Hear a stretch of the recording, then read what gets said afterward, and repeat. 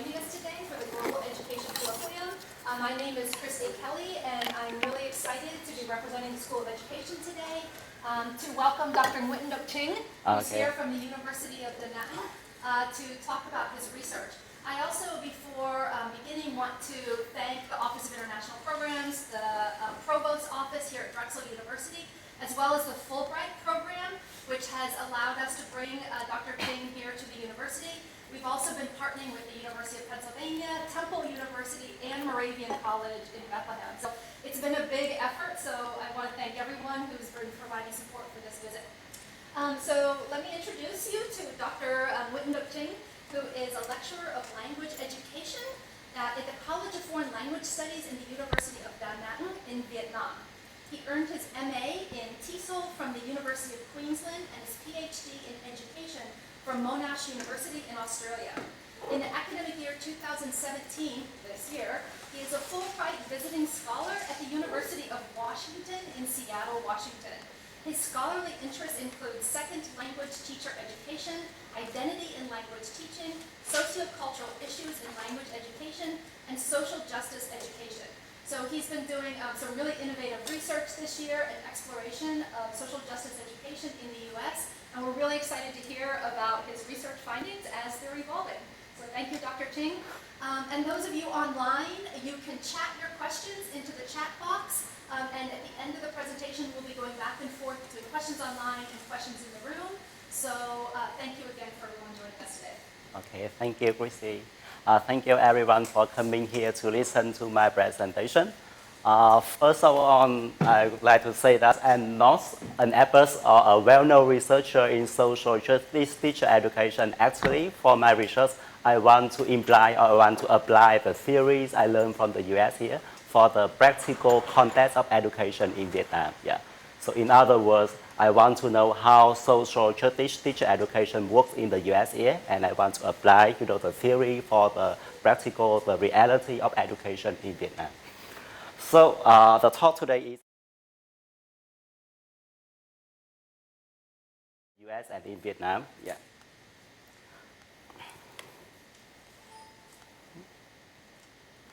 Okay, so before I begin my talk, I would like you to look at the list here. We can see that there are various labels for this approach to teacher education. Sometimes you can see social reconstructionist teacher education, or sometimes they use critical teacher education or multicultural teacher education, and sometimes culturally responsive teacher education, linguistically responsive, or locally responsive. So we have different labels for this approach of teacher education. Right? In order to understand, the development of social justice teacher education, I would like you to have a look at three agendas of teacher education, especially in the US and also in other countries. Yeah.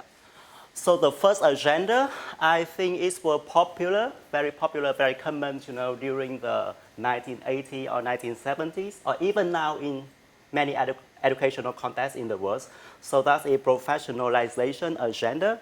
Many teacher education programs, in the world were changed to performance assessment based on assess of teaching standards. I know that in the US here, teachers are still, assessed based on assess of teaching standards. And I think it's a pressure for teachers, from different levels, from kindergarten to high school here. And the second one is the deregulation agenda. So it's a challenge to monopoly that colleges and universities have a hands-on teacher education. And as a result of this agenda, so there is an adoption of many fast-track certification programs that seek to put teachers in schools in places where it's hard to attract them or keep them there. Do you know any program that's well known in the US here for the deregulation agenda? It's very famous, it's very well known in the US here. Before I came here, I read a lot of research articles about that program. Who can tell me? Teach for America. Yeah, so that is the results of the deregulation agenda. And the third agenda, we focus today here, that's the incorporation of various aspects of what has been referred to as social reconstructionist, multicultural, bilingual, and inclusive education. So you can have a map of the development of teacher education in the US here, and you can relate to different contexts in the world. So what's meant by social justice teacher education?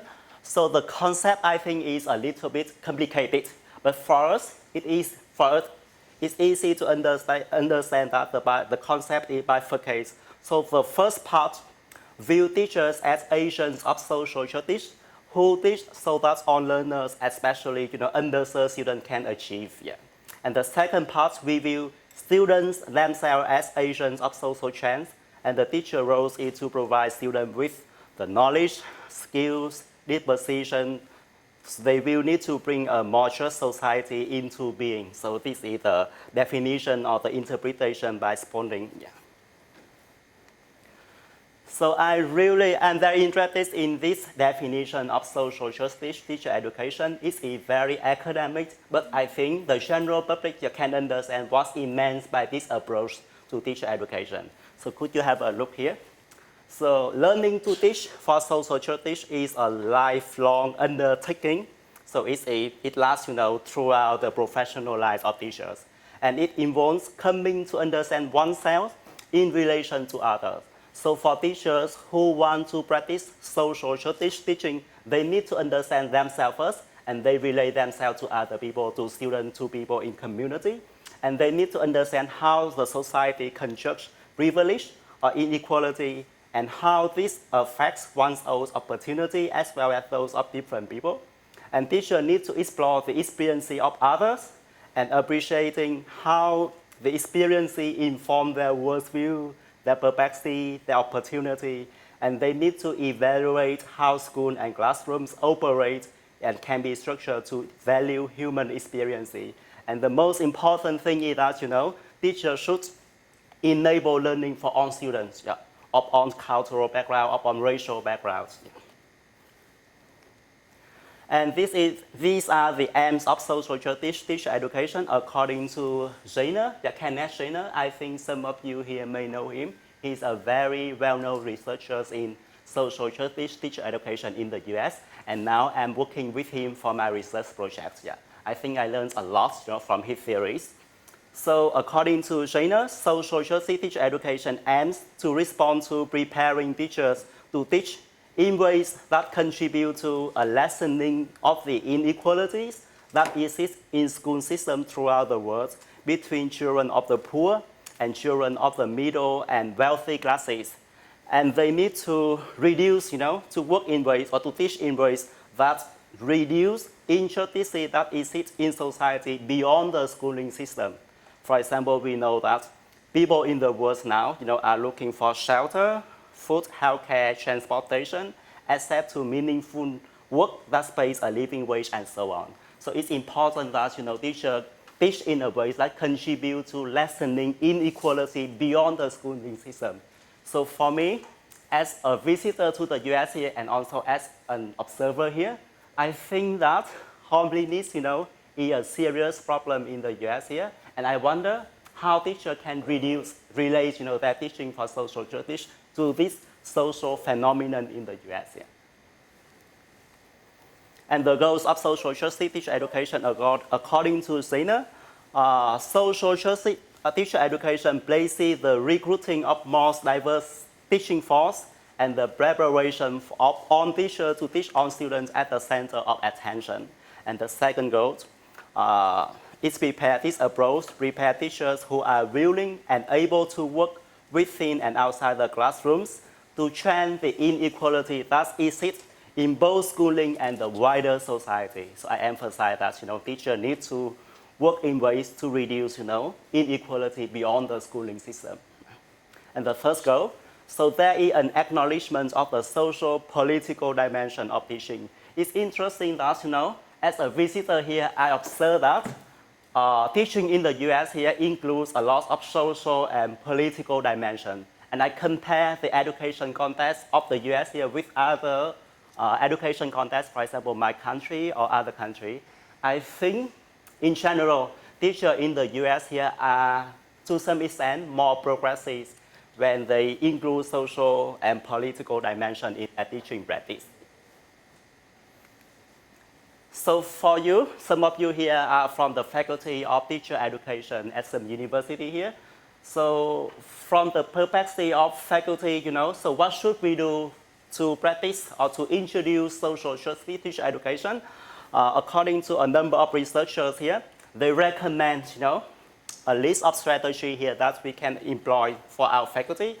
We can change or we can modify admission policy.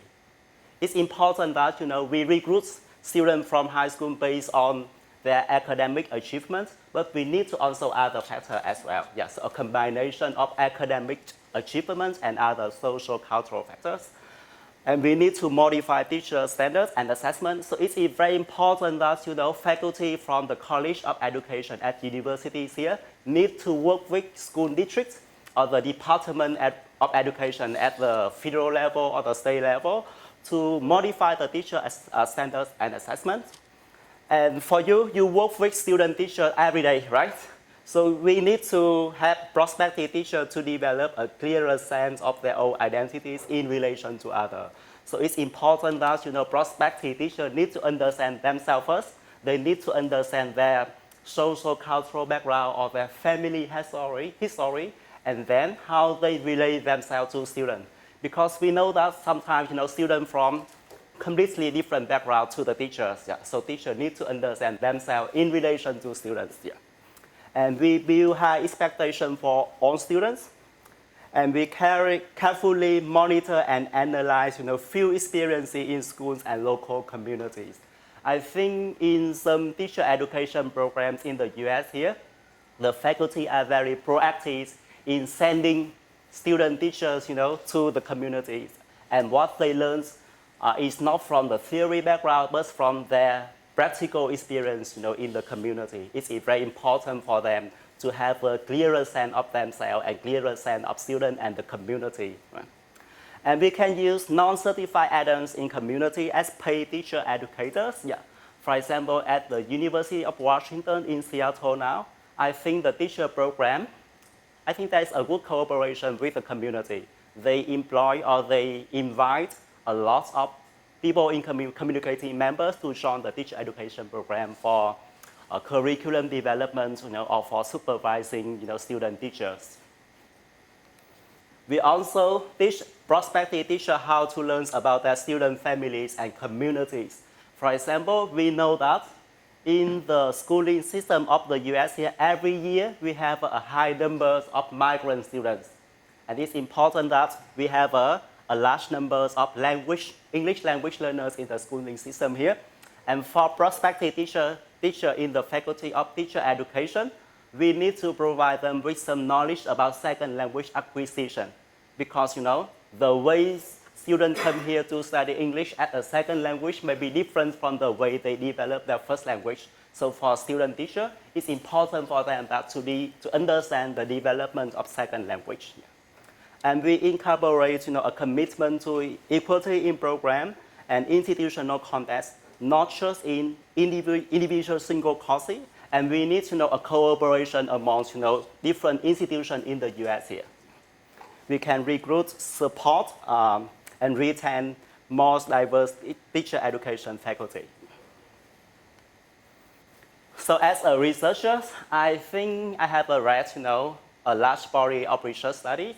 And according to Mills and Ballantyne's 2016, they found 4 key areas in research on social justice teacher education. The first theme is understanding of social justice and attitudes to diversity. For these themes, researchers explore how pre-service teachers understood and conceptualized social justice and diversity. And the second theme, changes in belief. Researchers wanted to know whether, how, and why pre-service teacher understandings of social justice change over time. For example, when teachers enroll in a course and after one course or after one semester, they want to know how they change their beliefs, their attitudes. Yeah. And the first one, they wanted to know field experience and service learning. So for this theme, they wanted to know, how teachers learn to teach for social justice through experience in the field, through community learning. And the last one, The last theme was innovation and challenge in teacher education. Research of this theme focused on innovation in and challenge for teacher education design for social justice outcomes for pre-service teacher. So these are the 4 themes addressed in research literature on social justice teacher education. So for me, I think that most of the research on social justice teacher education were conducted in the US and some similar countries. I think that there are some research study conducted to explore the context, European context like Ireland or the UK, but mostly in the US here. Yeah. And I think 1 or 2 studies conducted to explore inequality in education system in China. Yeah. And most study drew only 1 source of data, mainly interview. And most of the study confined their focus to 1 course, 1 subject over 1 semester within 1 program and within 1 institution. For example, we just focus on teacher education program at Drexel University or at School of Education at Pennsylvania, University of Pennsylvania. Yeah. I don't think there is much cooperation between universities across the US here. So implication for future research, according to Mills and Valentine, we need large-scale research. So that means research that requires the generation of data longitudinally and cross-institutionally from multiple sources, and particularly through mixed methods. Okay? We need to combine qualitative and quantitative and reach a large number of participants. For example, we want to know how teachers, pre-service teachers or experienced teachers learn to teach for social justice with a large number from different universities in the US. And these are specific implications for future research. So we need more research that explores teachers' beliefs of social justice teaching and their enactments in classroom practice. We want to see how they understand and how they practice. Yeah. So we want to know if there's a contrast or agreement between their beliefs and their practice. And the second thing, the second implication is we need study that's focused on challenging to enacting social justice teaching. For example, some teachers are very proactive, but the thing is that it is very hard for them to enact in their classroom, and we need to understand the challenges to their enactment.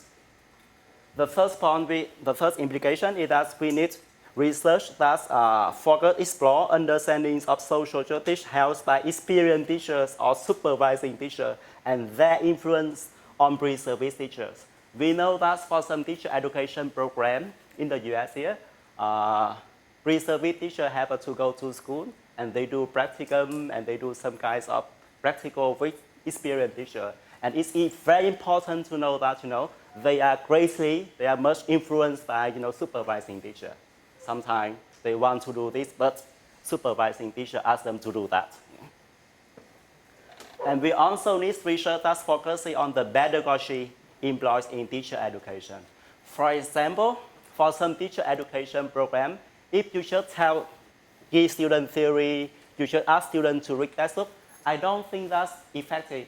So we need to know what kinds of pedagogy practice is effective for teachers to study, to learn to teach for social justice. And we need to understand the attitude and the beliefs of teacher educator as well. And social justice teacher education, we need to understand it from the perspectives of outsider to the education community. It is very important. For example, some teachers are very proactive, but they don't want to do it, because some negative opinions from parents or from people in the community. Yeah.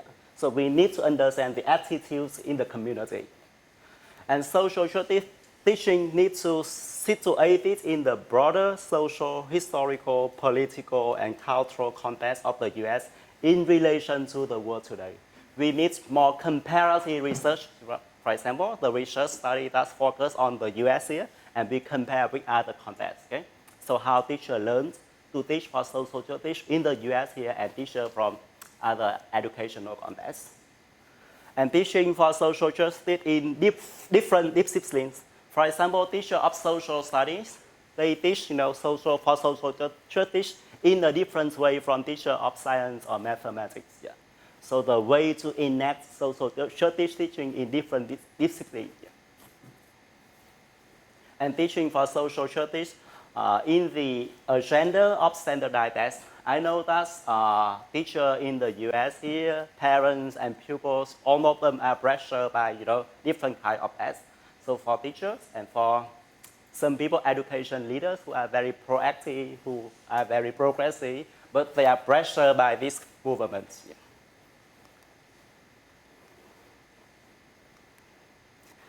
Yeah. Social justice teacher education, the research on social justice teacher education has been criticized for a lack of theoretical foundation. In general, most studies, just borrow the theoretical framework in education in general or in social sciences. Yeah. And I observe that, the most important or the most, common theoretical framework used in a large number of studies is social cultural theory. And for this theory, so learning to teach for justice or social justice teacher education is considered social practice. So that means teachers need to develop knowledge and theory through their community engagement, their engagement with students and community, rather than being provided with theories in the classroom or in the training room.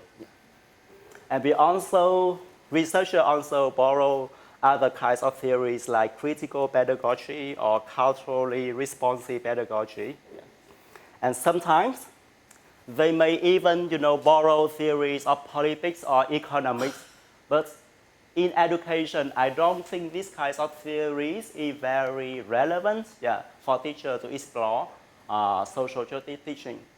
So the theoretical framework for teaching for social justice I would like to present here today is a framework developed by Coran Smith and other researchers from the Boston College of Teacher Education. I think this one is very practical for both researchers and practitioners as well. Yeah. So teaching for social justice is conceptualized as teaching guided by theories of action, conceptual frameworks with knowledge, concepts, goals, values, principles of practice, and connections to larger agendas. And there are three components of this theoretical framework.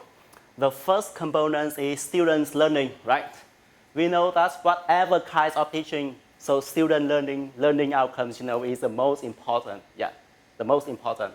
So we must, place student learning in the first place. Yeah. Students need to develop knowledge of subject matter in the discipline. For example, for teachers who learn to teach mathematics or science, so they need to develop students, knowledge of disciplinary knowledge in mathematics and science.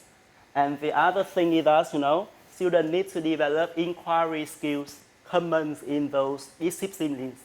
For example, if students want to learn language, besides the language of knowledge, the knowledge of language, do you think that students need to develop inquiry skills like critical thinking, logical thinking? Yeah.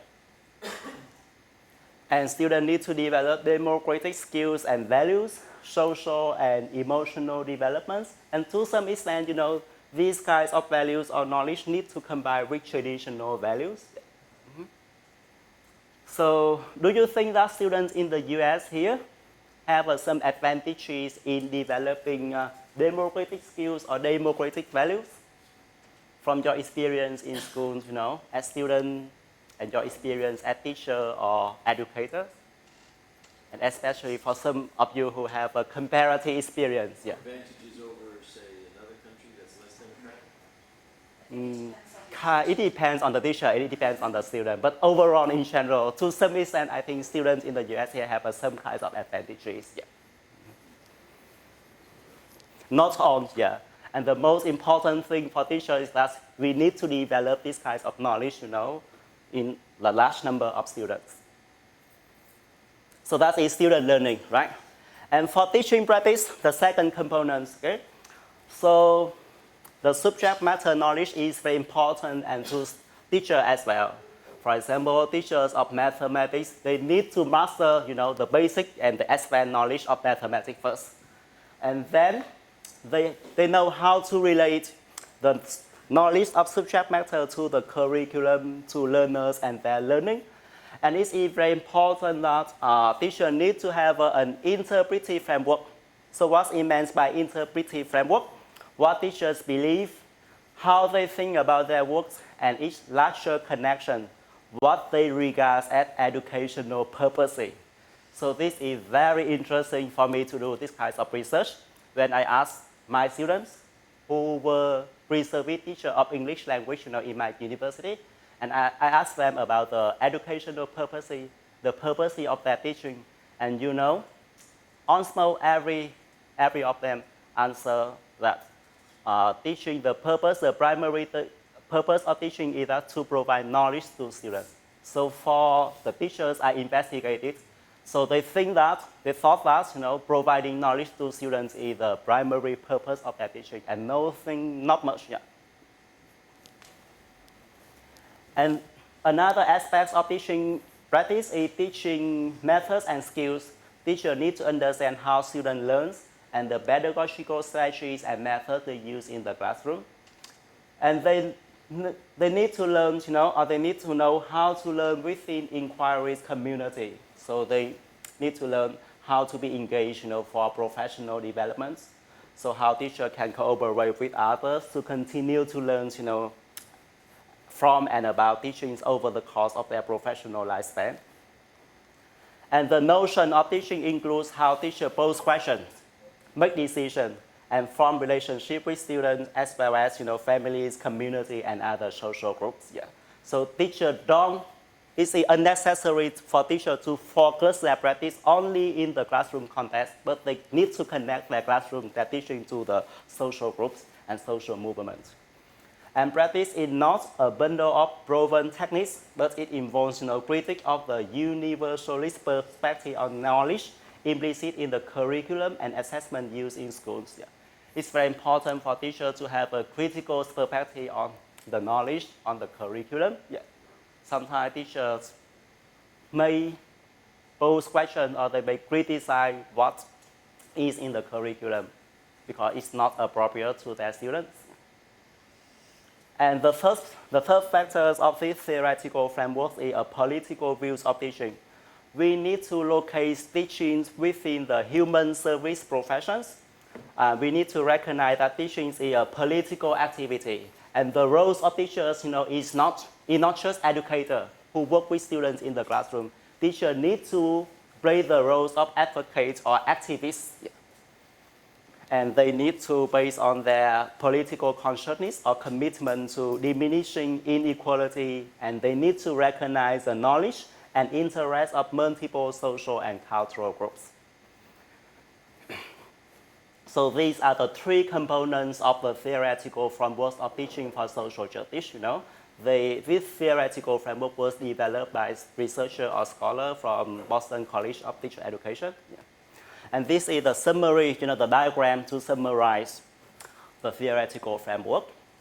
The big circle outside, you can see that is the roles or the responsibility of the teachers, okay? And the circle inside, that is the most important thing for students, yeah. So teaching MS, enhancing life chances for all students. And then students need to have academic learning, the democratic skills and values, and then they need to have a critical thinking and social, emotional development. And for teachers, they need to learn in inquiry communities, yeah. And they need to understand classroom practice and skills. And it's important for them to have an interpretive framework. So what is teaching for? Yeah.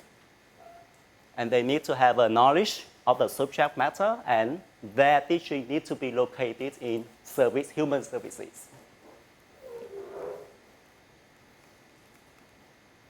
Okay, so for now, I would like to present my research based on the theories I read in the US here, and how I locate or I relate the theory to the practical context of Vietnam. So that's my research, social justice, teacher education adapted to the Vietnamese context. studies of pre-service teachers learning to teach through community engagement. The reason why I need to understand, or I need to know, I need to explore social justice teacher education. I read a number of studies that explore inequalities in Vietnam. So actually in my country now, inequality in general has become a serious problem, especially in the educational system. Yeah. So education has been regarded as a breeding ground for inequality between students. In Vietnam now you can see a big gap between students from rich and poor families, or a gap between urban and rural or mountainous areas. Yeah. And difference between, the ethnic majority and minorities. Yeah. I'm from the majority group, the racial majority group in Vietnam. And I think my majority group accounts for 90%, nearly 90% of the population. And other minority groups, I think they're around 53. They just account for 10% of the population. And there is a big gap, between the majority group and the minority groups. And I'm doing research, in second language teacher education. And in my field, especially in the era of globalization now, English, has been widely accepted as a vehicle for communication across the world. And in many non-English speaking countries, they are pushed from society, from families, from parents, from students to learn English. Yeah. And because of, as a result of the push from different level of society to learn English, I think there's a big gap between students, from different socio-economic backgrounds. Yeah. I think some of you here, you are from the US and English is your first language. Yeah. Sometimes, to some extent, you can't recognize, the gap or the inequality in this aspect. Yeah. But for us, we are from a non-English speaking country. I think we can see that, there is a big gap or a big disparity between, family in the way they send their children to English classes. For example, I think there are a large number of research that focus on, the inequality of English language education. For example, according to a research conducted by Gao, 2014 in China, English, is seen as a symbolic capital that defines social classes of learners. And in Hong Kong, according to Mackay, it is the language of power and wealth available to only a small proportion of economically elite families. And in Korea, English is a socio-economic class marker that divide children from rich and children from poor families. Yeah. So in general, the ways people practice English language teaching in non-English speaking countries, for example, in Asia, show a big gap in educational schooling for children. So that is the reason why I conduct this study, and I want to borrow the theories of social justice teacher education to this field and to the field of second language teacher education and to the context of Vietnam. And I conduct this study in my university. Yeah. And the participants, the participant of this study was a cohort of 38 teachers candidates who commenced their studies in the academic years of 2014. And they are supposed to graduate this summer, in July or in August. And their age at the time of participation in the research project ranks from 21 to 23. Yeah. And their socio-economic backgrounds were middle class, working, middle income, or some below average or socio-economically disadvantaged. So this is the ways I collected data and I analyzed data. For the first stage, in the first class of the course, an introduction to language teaching, the cohort of teacher candidates was involved in discussion in terms of the goals, the objectives, or the mission of their teaching in general, and English teaching in particular. And I wanted to know their ideas, their perspective on teaching in general. And their answers were recorded as a source of data for the first stage. And for the second stage, the teacher candidates would be divided into groups. They participate or they were engaged in local communities. And the task is that they need to explore the inequality in English language teaching between different social classes, different economic classes.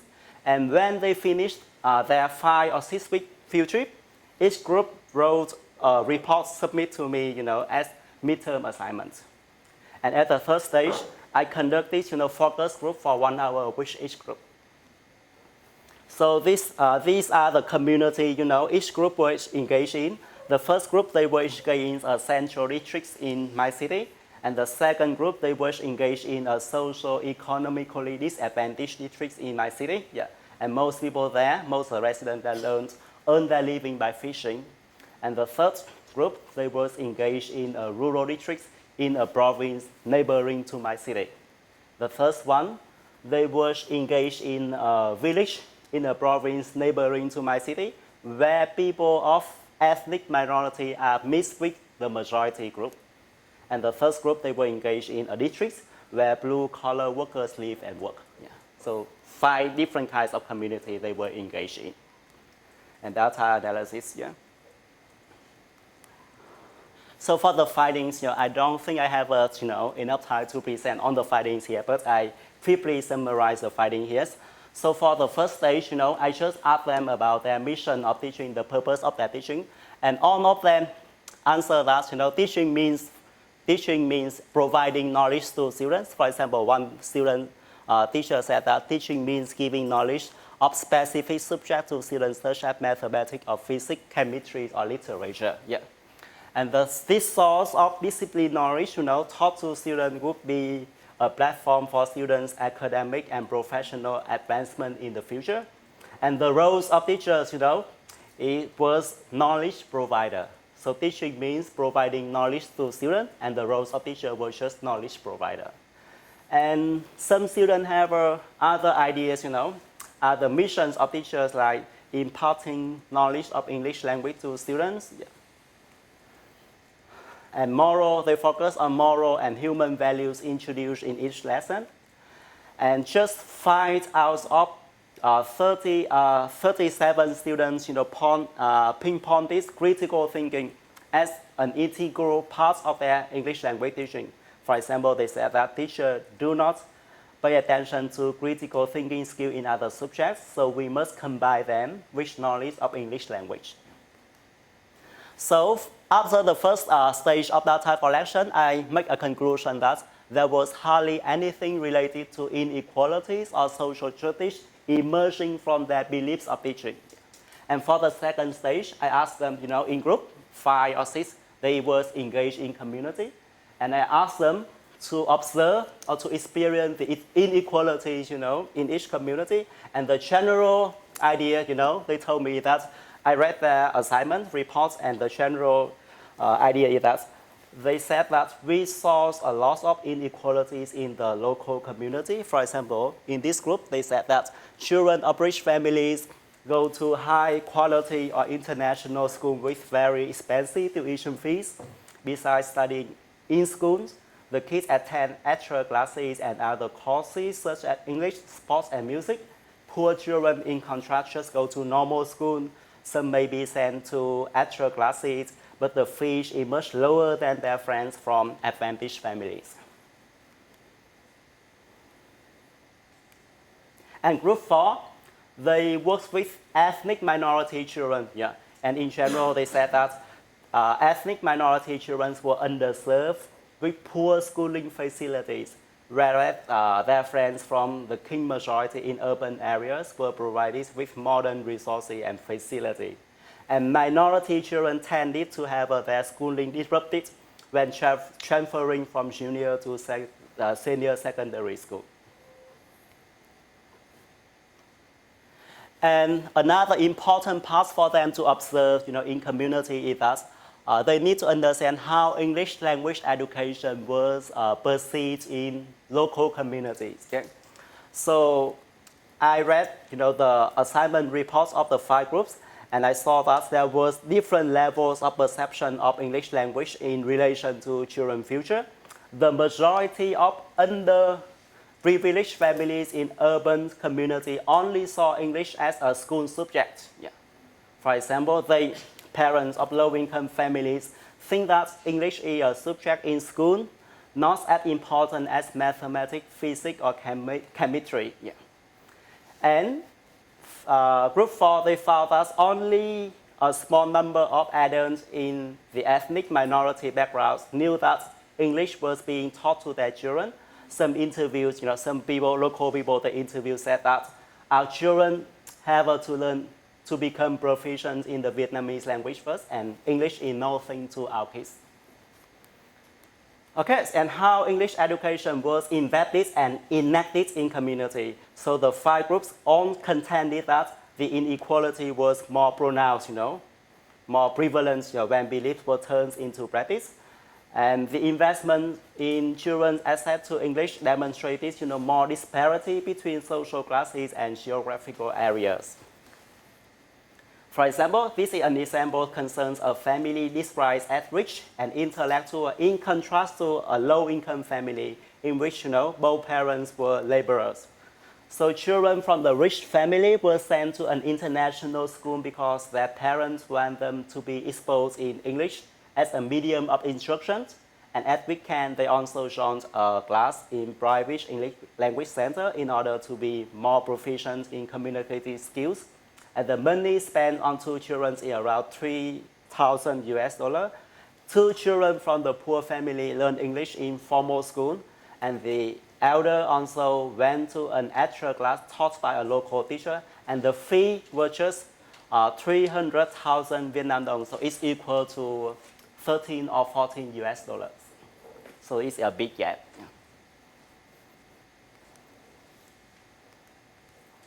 So after the field trip, in general, the teacher candidates perceive a lot of inequalities in the community.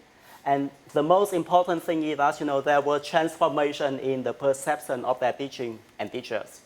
After the field trip, their understanding of teaching transformed in accordance with the spirit of social justice teacher education. 5 groups all, emphasize the importance of equal opportunity for schooling to all children regardless of race, social class, or geographical location. For example, one interview said that all students, whether they are from rich or poor families, the king majority or minority, countryside or city, must be equally treated in schools. And they also say that some students are underserved in their class just because of their disadvantaged backgrounds, and teachers must attend to them rather than stick to a uniform practice for all students.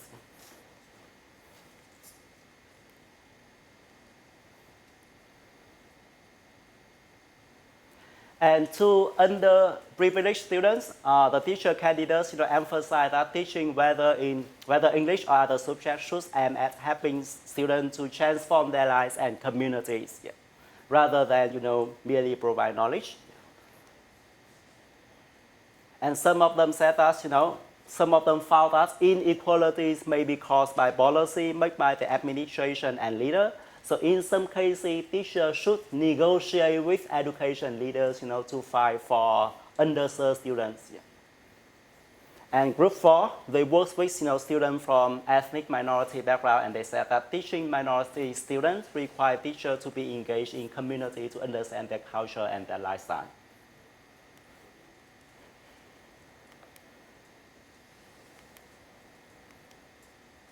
And they also reflect this on their university-based teacher education. The participants drew on their experiences and knowledge they gained from local community. They reflect this on their university-based teacher education, and they pointed out that the university teacher education now just focus on theory, disciplinary knowledge, political-oriented content in the teacher education program. And they expressed great concern that topics related to inequalities or social justice were not addressed in any single course.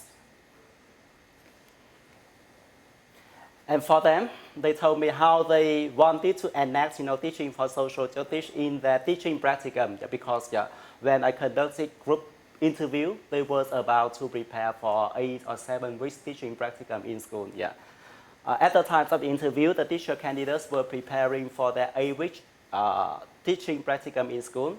For example, one participant said that, I know that we as teacher trainees have to follow the lesson plan approved by the supervising teacher, but I will care about disadvantaged students and their schooling problems. Yeah. So in general, we can say that the findings of the study confirms teachers' transformation of their teaching beliefs from conventional perspective on teaching to this position of teaching for social justice due to justice-oriented content integrated into the teacher education program. And the research findings highlight the impacts of community engagement on teachers' transformations of beliefs and on their learning how to teach for social justice.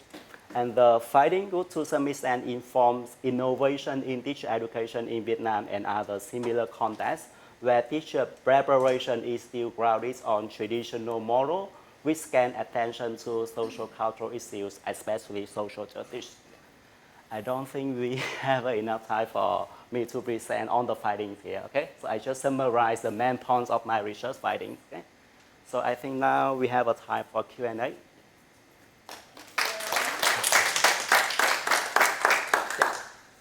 thank you so much for sharing your work. I think it's really wonderful to think about these issues, especially in relation to Vietnam, where social justice is something that's quite unique in many respects. I'm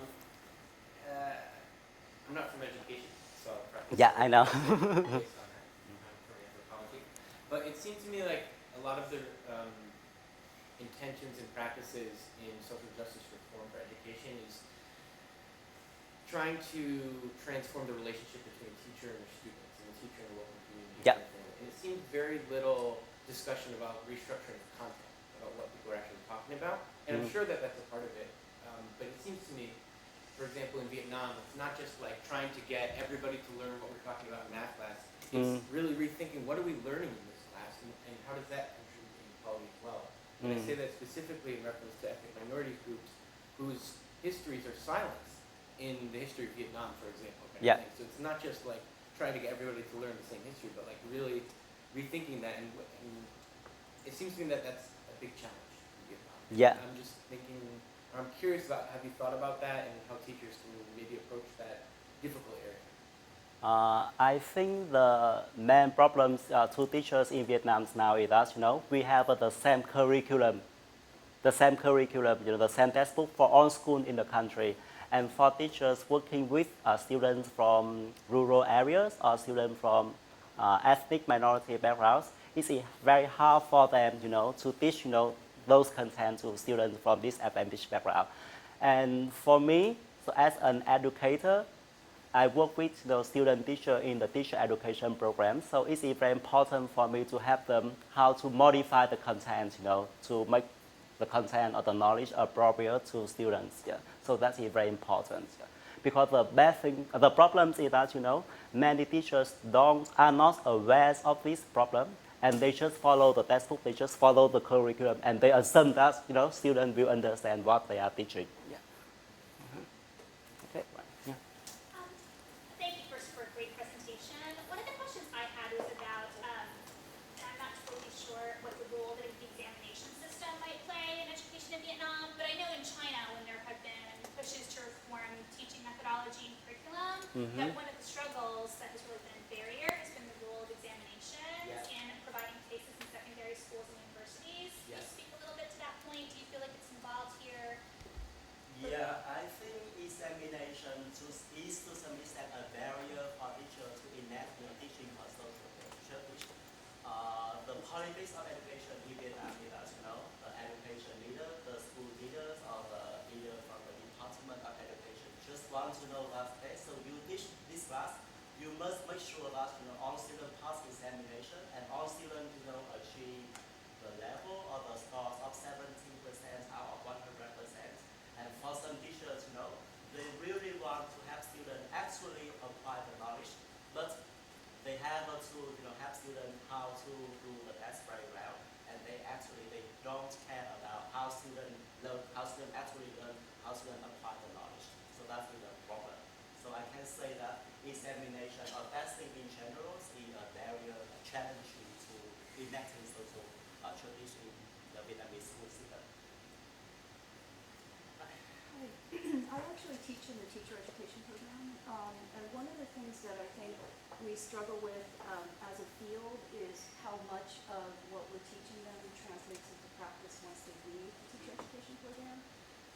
So particularly when you're teaching a social justice curriculum, are you thinking about maybe long-term studies to track if any of the pedagogy and the shifts in practice and dispositions stick within their first 5 years of teaching, which is kind of when the turnover rate happens quite significantly here in the States, just because the pressure of what they experience when they actually are outside of a university setting kind of pushes them back into a traditional sort of thinking around student learning. All of those, it's very tough when they actually go out into actual school. Thank you for your question. I think that's a problem in the US as well, because I read some research article conducted by American researchers, American academics. During the interview, the pre-service teachers or novice teachers, they show their deep understanding of social studies, but actually, how they enact this in the classroom was completely different. Yeah. And for my research here, I don't think my research, would have a great impact, but to some extent, I have my student teacher understand that there are a lot of inequalities in the community, in schooling system, and for them, in order to become a teacher in the school, they need to be aware of these issues. Yeah. So that's the aim of my research project. And in order to have a great impact on a large number of teachers, I think we need more investment or cooperation from different levels of education in particular in the country. Yeah. Just for my class here, but in other class of teacher education, I don't think they care about social studies, and teachers in other disciplines like mathematics and science, they just care about the knowledge of discipline. Right? So we have a center here at Drexel called Castle, which specializes in engineering teaching methods. And yesterday, heard a speaker who was from SUNY, and I can't recall her name, but some of her research kind of verged on this, where she asked everyone in the group, in the room, just to come up with some word problems, and observed how we all transferred the couple little math questions into word problems that were culturally specific to us, and we talked about, cake and parties and so forth, and how all the math teachers in the U.S. are primarily white and upper or middle class, and male, and how all that the summary of all these examples that get transmitted to students end up being almost, she didn't use the word, but to me it sounds like a microaggression against the identities of the students who are struggling to learn the material, so it turns them off. And then she contrasted that to how allowing students to develop their own word problems let them be more culturally relevant and engage them so much more. So I think if I was to offer, this is not a question, but it's a little like the gem from yesterday's talk, that if the institution that you find so intractable to social justice educational messages is enough interested in raising the engagement level of its students, you may have another point of entry for your argument. And so far as more engaged students who find the material more culturally relevant will pursue topics like math and science that are where we have a dearth of educated students ready to jump into the workforce. So I'll give you that from yesterday. It's not my thought, it's a recycled one. Thank you for your idea. So we need to have a certain kind of background knowledge to students. Like, I think for me, I heard the penny drop today as far as a connection from yesterday's and today's. Okay. I have a question around how schools are funded. So obviously in the U.S., local government, politics, federal government kind of has a big say in the funding of schools. And so kind of how I like to see, at least locally, is that a property-based kind of tax-based model of funding. So basically, the wealthier the town, the better well-resourced school is, and historically is somewhat. So is Vietnam sort of similar, or is there a different model? And then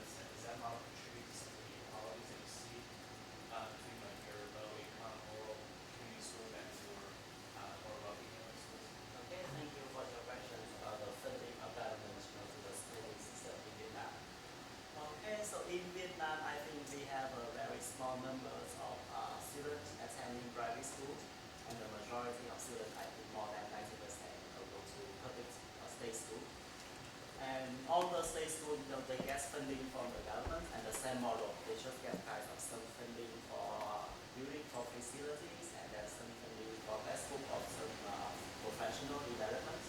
And the thing is that the funding from the official funding, the government doesn't count for student academic achievement. The main thing is that if parents want their students to get high score in some important examination, they need to send their children to private classes, private tutoring, extra classes. And the main thing, that's how the difference is in academic achievement among students in private tutoring. Yeah. And the funding from the government, to some extent it looks, but it doesn't, it's not very helpful for social justice or for reducing inequalities. So I'm actually a student. I'm on college here, so my question is kind of from a student perspective. But I agree that teachers are very important in giving students a moral and political perspective, especially since sometimes they're the first people who hear about it coming from your family. I went to a very diverse and liberal high school in North Philadelphia that was very activist. And I came to Drexel, and I noticed that Drexel is a very large school with a very varied population and demographic, coming from rural, urban, and coming from very different political views, coming from very different economic classes. So I wanted to ask, I feel that here at Drexel, politics are kind of a sensitive topic because it is such a varied school, and that we don't talk about social justice as much as we should maybe. So how can we address the divide and the sensitivity?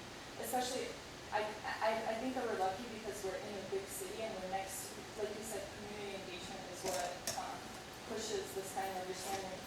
But how do we, I feel that first we have to put an interest in the students and awareness. How can we address the sensitivity of Okay, the subject? so how we need to develop student awareness of social justice in the teacher, in the program at university. So I think it's important for students, to have some kind of practical experience in the community.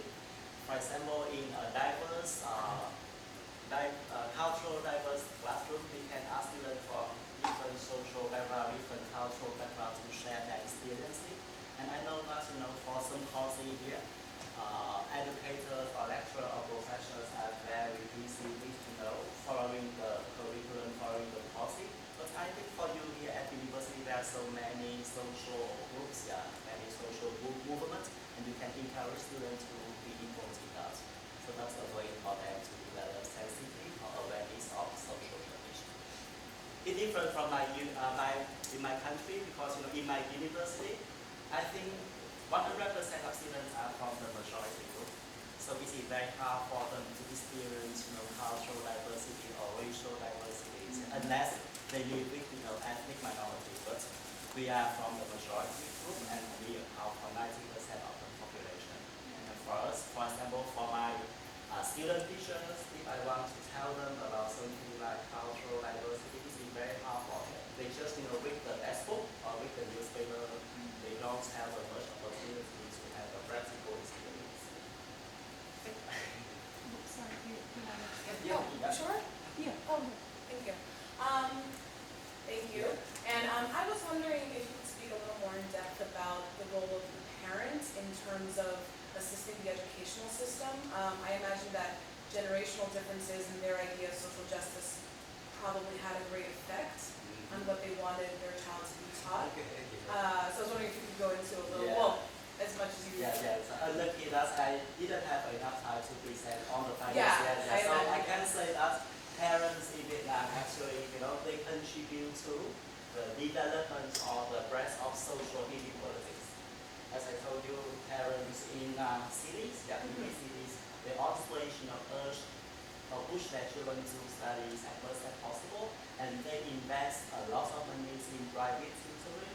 Okay, so by looking at the way they practice education, or they are involved or they invest in their children's education, okay, so they contribute to the inequality.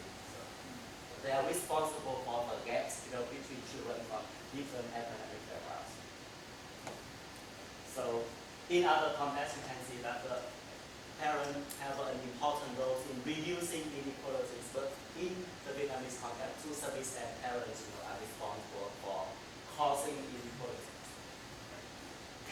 I think one of the other policy issues that we're dealing with in teacher ed is recruiting more teachers of color in the field. Because we've been In the U.S., yeah. Yes, because we're hovering around 85% predominantly white women teaching force. But we have an increasing number of students of color, linguistically diverse students in our schools. Is that sort of a similar issue where, do you feel like there needs to be more recruiting of ethnic minorities in Vietnam so that there's representation of someone that looks like them or from a similar background teaching students? That's something that we think about a lot. Thank you for your questions about the policy related to recruiting more diverse teaching force in Vietnam. Actually, in Vietnam now, in some provinces where there are different ethnic minority, we have a large number of teachers from ethnic minority backgrounds, but not throughout the country. For example, the policy now is that, for example, students from this ethnic background, so we want to have some teacher from this background to teach their students. I think now it's important for us. For example, we need more teachers from minority background to teach students from the majority group players. We don't have that kind of policy. Actually, because the majority group accounts for 90% of the population.